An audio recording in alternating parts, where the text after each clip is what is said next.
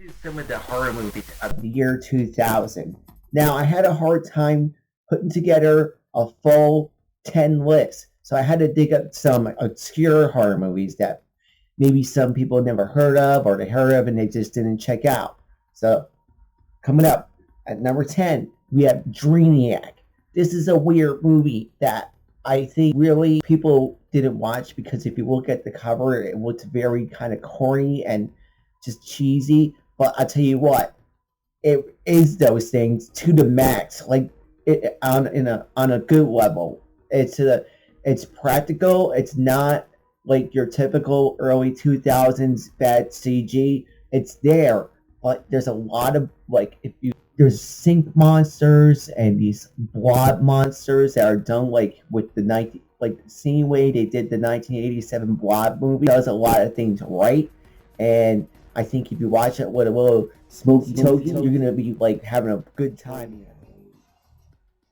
Next up, we have The Calling. It's when last year when we did 1999, there was like a lot of those end of the world demonic. The devil is gonna show up and Rosemary's Baby and all that type of like end of days stigmata. They re-released The Exorcist. There was just a lot of like devil stuff, and The Calling is this this like the story is a lady's son is being groomed to be the Antichrist, and her husband, who's like really rich, is like pushing her wife away, and he's got this like satanic mistress, and like he wants to start like this like evil 666 family, and the mom is like, no, I want my son back, and like he's like this little evil kid, and I think if you give it a chance, atmospheric, good setting, good pace, interesting. I like the setting in Europe. Definitely check out The Calling. Next up, we have Lost Souls, starring Winona Ryder. I really think Winona Ryder does a great job carrying this movie. It's, it was a box office bomb, to be honest with you. But I'm a big fan of Winona Ryder. Before, she started in Stranger Things, always liked her. She was, great. I love her. And she really carries this movie. She's a former nun. She's trying to protect this guy that the religious sect thinks the guy's going to turn into the Antichrist, and he doesn't. Like, how can I be the Antichrist? And I don't even believe in God or the devil or anything like that. Like how can I turn into the devil? And she's like, no, they really think you're going to turn into the devil. And it's this kind of like religious mystery supernatural thriller that I think if you give it a chance, you're gonna like Lost Souls. And next up we have Christina's House, and I think this is a low-key slasher where we're a teen drama that a lot of people slept on when it came out. I remember seeing the box cover in Blockbuster and thinking, is this even a horror movie? It is. Check it out. Has some cool things. The end takes a really violent turn. It's about this girl who has a really asshole boyfriend, and there's killings going on, and she thinks he's a psychopath, and she can't, she's like trying to get away from the boyfriend, and at the end there's this twist where the house turns into like a death trap, and like all that leads up to Christina's house is this kind of mystery thriller and movie elements where it's like drama, teen drama. But I really think the girl in the movie does a great job, kind of unintentional funny parts in this movie that you need to see. So check out Christina's House.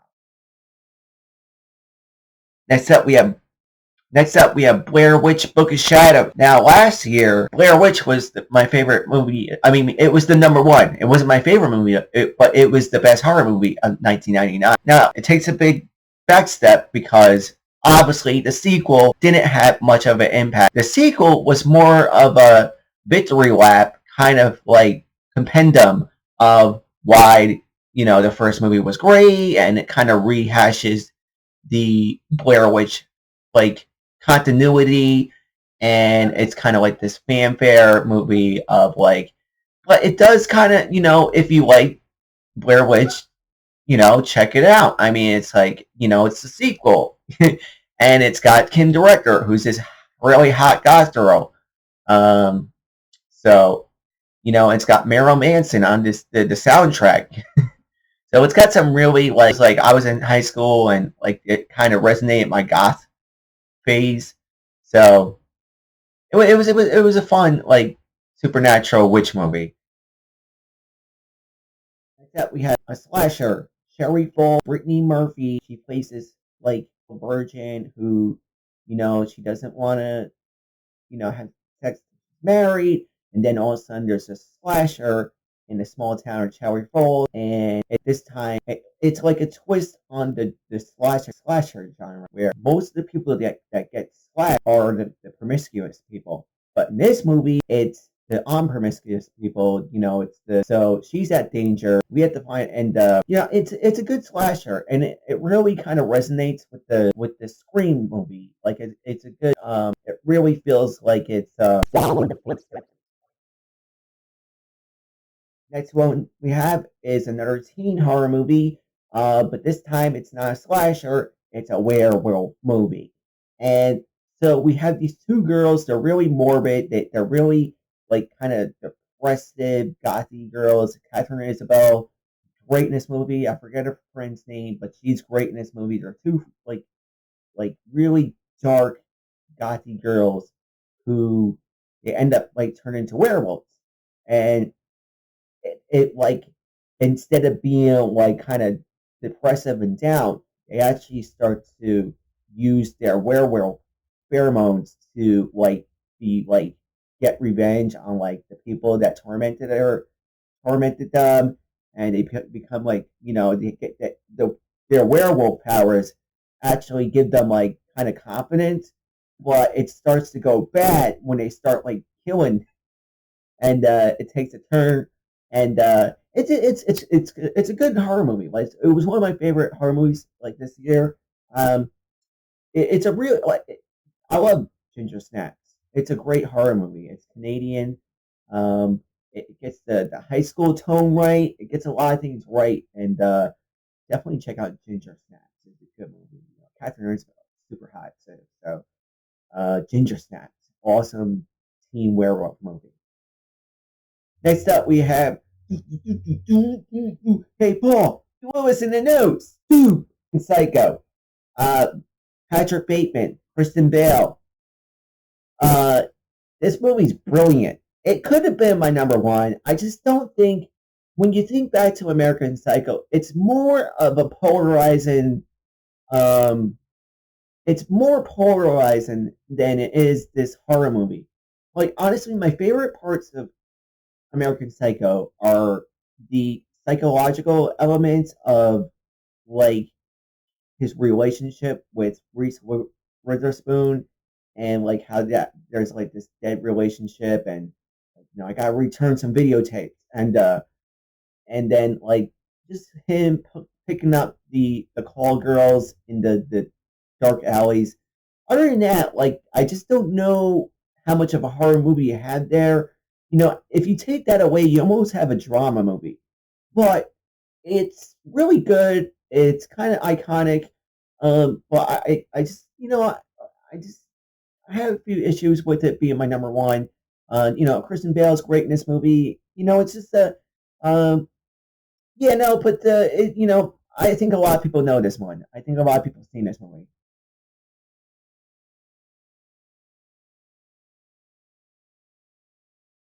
All right, next up we got at my number two, Battle Royale, and this is about this dystopic reality where students are paired up on an island to murder each other, and via Hunger Game rules, the survivor lives. I don't know. The survivor lives. And so it's this cool idea that it's a bit radical, but for what it's worth, we it this being that this was 2000 and we've got movies like Hunger Games and Squid Game. Like this theme has kind of spawned other movies, and I think right here back in 2000, Battle Royale really kind of feels like really feels like real raw. Um, I won't say it's better than Squid Game. I'll just say it's just as good. It's in the it's got Beat Takahashi, Beat Takeishi, um, as like the evil teacher. I really like there's this character who's in, he's like this evil like plant. He's been in other games of this, and he's the one who starts it because I think the people who make the game are worried that they're not going to start like fighting each other. So he's out there as like this instigator. He's like this most sinister character in the movie. You also have the actress who was in Kill Bill, Gogo. She had the little swing ball. She's in this movie. She's really evil. Get to number one.